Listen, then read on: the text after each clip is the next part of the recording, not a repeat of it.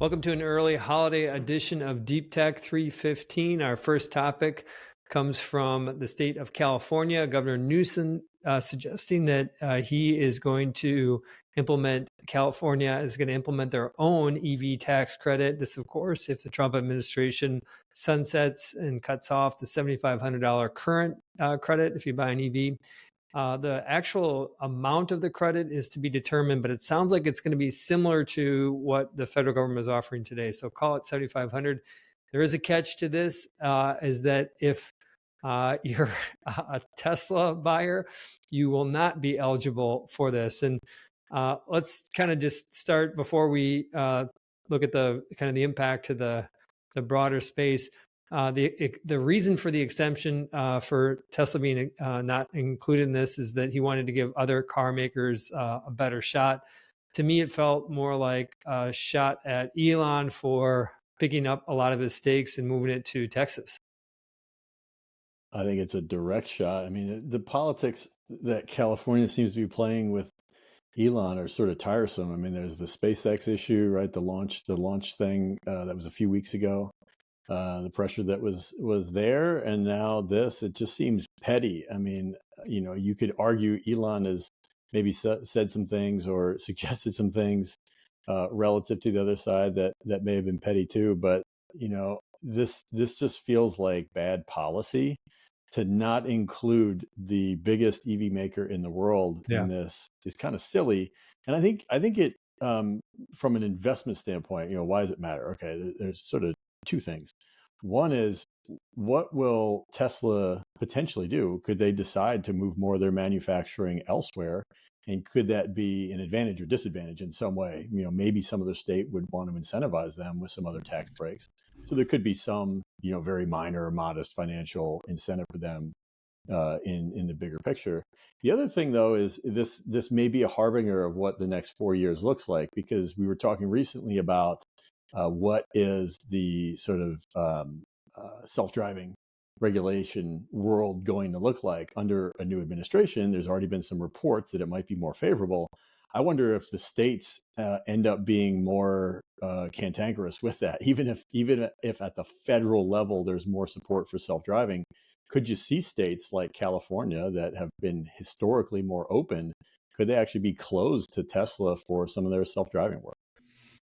Just on that, my sense is they probably won't, because they have been historically a leader. And I think, despite this childish behavior at the political level between all parties with Elon and Governor Newsom, I think that California still wants to be viewed as an innovation hub of the world. And I think that when it comes to that, I think a lot about that. I yesterday had a ride in the latest version of Tesla FSD and was just really impressed. 30 minutes, 2 interventions. It drives like a human. It's a remarkable, not ready for prime time, but I don't think California wants to miss out on all of that fun.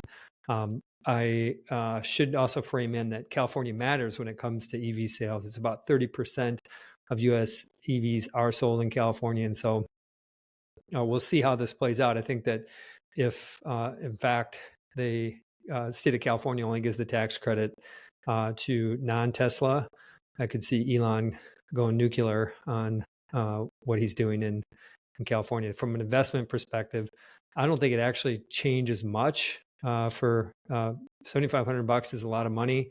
It's about 15% discount effectively. But I think that at the end of the day, consumers are going to want the best car. And I still think that Tesla does not have fit and finish like other car makers, but I think your bang for the buck still lands safely in a Tesla, even without that tax credit. So I don't think it's going to have much of an impact. I do think the removal of the federal tax credit is going to be a headwind to Tesla. If you're curious, right now, the street's at 15%, 14% growth for deliveries for next year, from basically flattish in 24. And Elon has guided at 20 to 30%. So I think the analysts are kind of expecting a little bit of a headwind there. But this one's going to it's going to be a gift that's going to keep giving for us. Jump to the second topic, which is Anthropic. Let me just say one last thing. I think that it's worth noting something maybe is new in this political environment, where we're starting to see pretty overtly political motives and retaliatory motives with some of these policies that single out specific private companies. In this case, it's Tesla.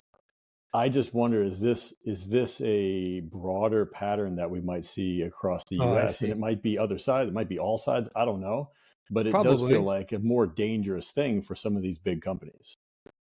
Yeah, I think tribalism at the state level makes sense, and I hope not, we've but we've it's talked coming about from that for the California past right now. 5 years.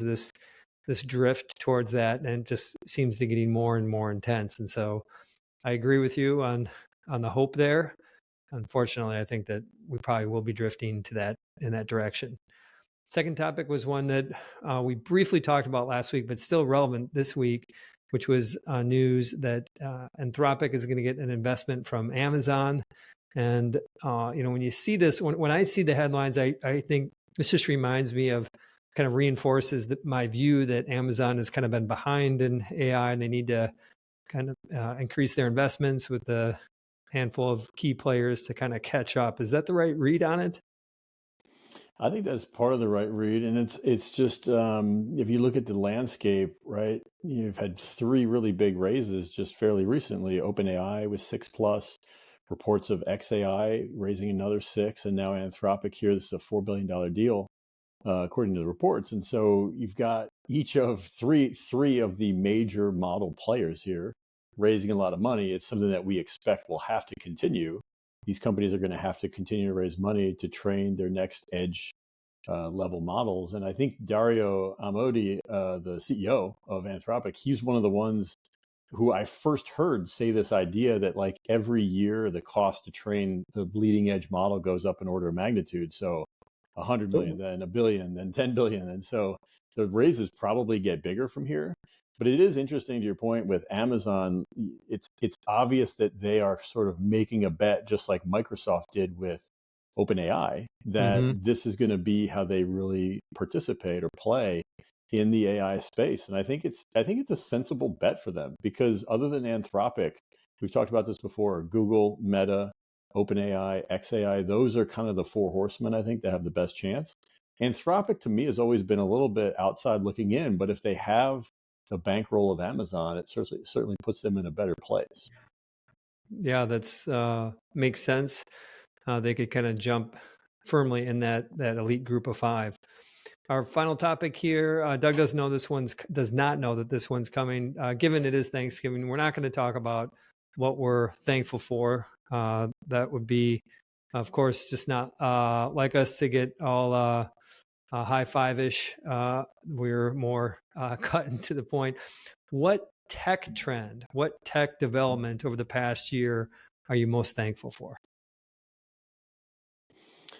I'm probably biased, and every answer we all give to any question is always biased by personal experiences. But I'd have to say it's probably the evolution of the large language models. And for me, like we have started a new organization, Intelligent Alpha, that uses LLMs to do investment decisions. And so that technology for me is one of the most important in my lifetime. I mean, it's beyond the internet, in my opinion. It's beyond the PC. It obviously builds on both of those, but I think the transformative nature of LLMs is the one that I'm most thankful for, and I think I'm going to be thankful for it for a long time.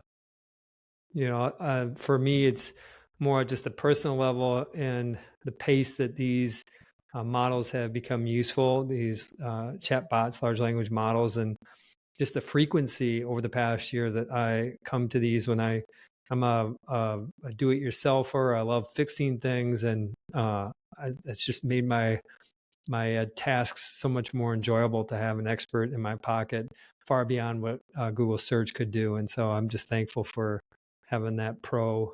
Still don't fully trust it when it comes to math, but pretty much everything else, it's been a huge help. So the best part about this AI is a gift that's going to keep giving. And I agree that we're still at the early stages. On behalf of Deep Tech 315, happy Thanksgiving and bye for now.